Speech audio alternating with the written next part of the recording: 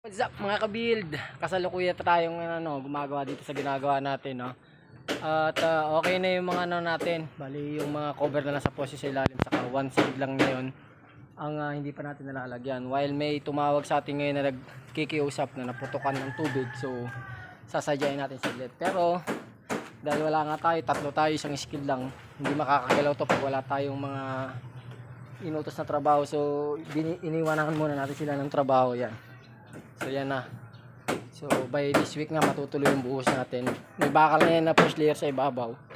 So ano lang natin, dodouble natin mamaya pagbalik ko. So yan, iniwan natin ng trabaho. Nagagawa pa rin ng fabricate ng forma si kasama natin na peng dyan sa mga poste. Yan yung mga first layer ng bakal niya, naka-auslinod na sa harap. Pura canopy na rin. Tapos ito si Pipe. Yan. Inutusan na rin natin mag full support dun sa mga yun. Nag full support sa mga kasi pag binuhusan yan dapat hindi yan lulundo. So pinapatalian natin sa kanya. Yung iba saka lalaglagan pa yan ng mga triangle brace na kukulamber motor pa tayo. So ngayon sasadyain natin yung nakikiusap na i-repair natin yung tubig kasi pumutok. So tuturo ko rin sa inyo kung paano nyo i-repair in case na ganito ang mangyari sa inyo. So ayan guys, nadikit na natin. Ito na, titigas lang natin yung Niltex. So yun yung dating linya ko, PPR. Pinutol nila. Tapos I thought nung una konektado pa dun sa loob, no. So ang nangyayari, may end cap pala silang nilagay. At ang pinangdigtong lang nila itong PPR din na maliit. So, talagang buti hindi rin na-purpure ito. May possible din na mag-leak yan. So ngayon yan, S-Blue na yung pinangdugtong din natin sa end cap.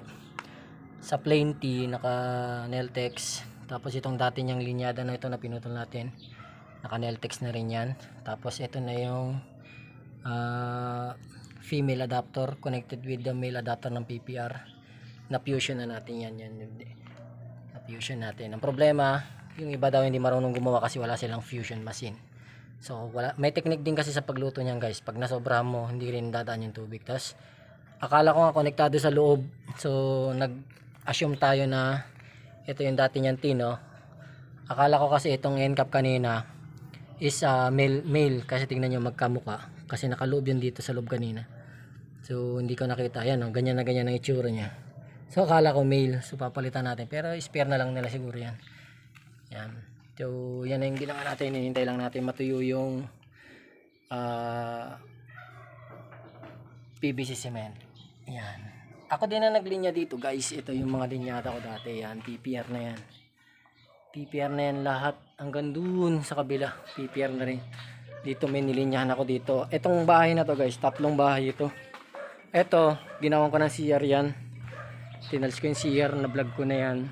Ito. Nag-tiles din ako dito sa bahay na to. Ito nga yung PPR yan. Pinipr ko na yan. Naka-expose kasi huli na. Tapos na yung bahay bago nakapaglinya. So sabi ko ilulubog na lang dito sa likod, pero sabi ganyan na lang muna. Sas ito naman yung sananin nila, yan yung talagang malaking nagawa ko na rito. Yung terrace na yan. Yung buong kusina actually na yan. Kasi nung naabutan ko yan, kusina yan, binuhos lang yan. Plain yan, nabuhos lang sa ibabaw.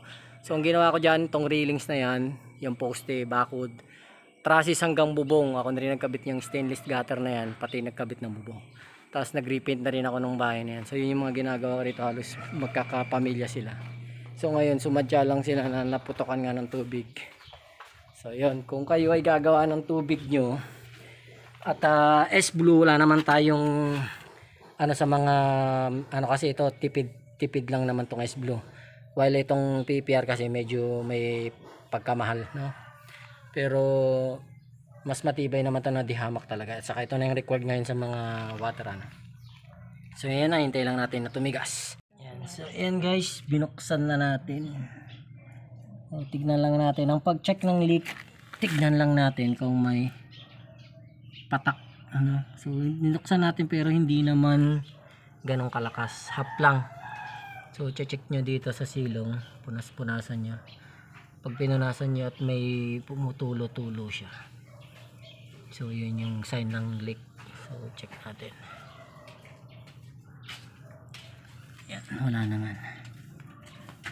So, medyo tagilid yung PPR kasi talagang naipit na ng buhos. Yun ang mahirap sa PPR pagka tight. Ayan, tingnan natin. So wala naman. Ayan. Wala naman. So okay naman yung linya. Ayan. Okay na yan. Nagbo-blurred. Nag-autofocus. So ayan, back tayo dito sa site na ginagawa natin yun. Pinapaipitan na yung pinapagawa ko doon kanina. So okay naman yung ginagawa nila. Well, yung isa, yung si Pipe, nataligan niya naman yung nandito. At nandito na siya banda. Ay, wala. Ayan, doon sa loob, sa kabila. So, yun guys, tip ko lang sa mga, pag nasira yung mga tubig nyo, ganun, no? Ganun lang gagawin nyo. Pero dapat kabisado nyo nga lang yung mga fittings, kung anong tawag, para saan, at kung paano gagamitin. Yan si Pipe. Oh. Ay ka. Ay. So yan lang tip guys sa mga nasisiraan ng tubig. So at nabayaran nyo rin, to lilinyahan natin ng tubig. Lilinyahan natin ng electrical. So magbubuhos tayo doon, mag-electrical tayo. Sa taas, ayan.